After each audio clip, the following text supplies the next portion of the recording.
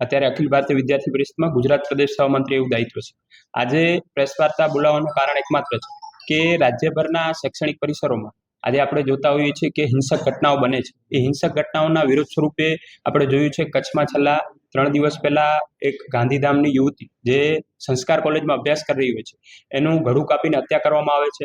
સાથે આદિપુરના એક કોલેજ કેમ્પસમાં વિદ્યાર્થી દ્વારા પ્રાધ્યાપકને માર મારવામાં આવે છે. સાથે વીડી હાઈસ્કૂલમાં 2 વિદ્યાર્થીઓ વચ્ચે ઝઘડા થાય છે. એવા અનેક ઘટનાઓ આપણે જોતા હોઈએ છીએ રાજ્યભરમાં સામે આવતી હોય છે. એ 7th ડે સ્કૂલની ઘટના હોય કે અન્ય કોઈ જિલ્લાઓમાં બનેલી ઘટના હોય. તો આવી ઘટનાઓ ન ઘટે એના માટે વિદ્યાર્થી પરિષદ છેલ્લા કેટલા દિવસથી આંદોલન કચ્છમાં ચલાવી રહ્યું છે.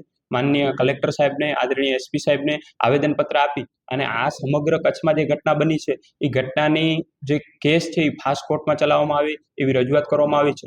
સાથે રાજ્યભરમાં આવી ઘટનાઓ ન બને એના સ્વરૂપે આવતીકાલે એટલે 3 તારીખે રાજ્યભરના તમામ જિલ્લાઓમાં વિરોધ પ્રદર્શનનું આયોજન કરવામાં આવ્યું છે. એ વિરોધ પ્રદર્શન સ્વરૂપે રાજ્ય સરકારને અમે આવેદનપત્ર આપશી. ગુજરાતના ગૃહમંત્રી, શિક્ષણ મંત્રી અને મુખ્યમંત્રીને રજૂઆત કરશું કે જે હિંસક ઘટનાઓ બની રહી છે કેમ્પસમાં એ ન બને. કેમ્પસોમાં પોલીસ પેટ્રોલિંગ વધારવામાં આવે. મહિલાઓની સુરક્ષા માટે કેટલાક જરૂરી પગલાં લેવામાં આવે. સાથે યુનિવર્સિટી દ્વારા દર વર્ષે LIC કરવામાં આવતી હોય છે. તો LICમાં પણ કેટલા બધા નિયમો નેવે મૂકી અને યુનિવર્સિટી પ્રશાસન LIC કરતું હોય છે. તો જે સુરક્ષાને લગતી ઘટનાઓ છે એ સુરક્ષાને લગતા વિષયોના નિયમ નેવે ન મુકાય. સ્પષ્ટ સુરક્ષાને લઈને જે કોલેજ કેમ્પસોમાં સુરક્ષાના નિયમો પાલન નથી કરવામાં આવતું એની માન્યતા રદ કરવામાં આવે એવી અમારી રાજ્ય સરકાર સમક્ષ રજૂઆત છે. સાથે સાથે આ સમસ્યા તો છે પણ સમસ્યા સાથે માનવામાં આવતું વિદ્યાર્થી પરિષદ છેલ્લા 76 વર્ષોથી અનેક આવા કાર્યક્રમો કરે છે.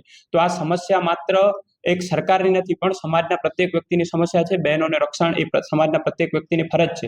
એના સ્વરૂપે આવતી 19મી નવેમ્બર એટલે મહારાણી લક્ષ્મીબાઈની જયંતિ નિમિત્તે વિદ્યાર્થી પરિષદ દ્વારા ગુજરાતના પ્રત્યેક કેમ્પસોમાં ગુજરાતની દરેક બહેનોને સેલ્ફ ડિફેન્સની તાલીમ મળે, સંરક્ષણની તાલીમ મળે એના માટે મિશન સાહસીનું આયોજન કરવામાં આવશે જે 7 દિવસ મિશન સાહસી ચાલશે. સાથે સાથે આવી અનેક નાની મોટી સમસ્યા જે કેમ્પસો સુધી દબાઈ જતી હોય છે, વિદ્યાર્થીઓના અવાજ દબાઈ જતા હોય છે, એ વિદ્યાર્થીઓના અવાજ ન દબાય એના માટે રાજ્યભરમાં એક અભિયાન ચલાવવામાં આવશે. એનું અભિયાનનું નામ છે ABVP એટ યોર કેમ્પસ. તો ABVP એટ યોર કેમ્પસ 3 તબક્કામાં હશે. શરૂઆતી તબક્કો એવો હશે કે વિદ્યાર્થીઓ કોલેજ કેમ્પસમાં જઈ એક બોક્સ આપવામાં આવશે. એ બોક્સમાં દરેક વિદ્યાર્થી પોતાના નામ વગર પોતાની સમસ્યા લખી અને એની ચિઠ્ઠી મૂકી શકશે. એ ચિઠ્ઠી લોકલ જિલ્લા સ્તરે, તાલુકા સ્તરે તેના કાર્યકર્તાઓ સમાધાન માટે પ્રયાસરત રહેશે.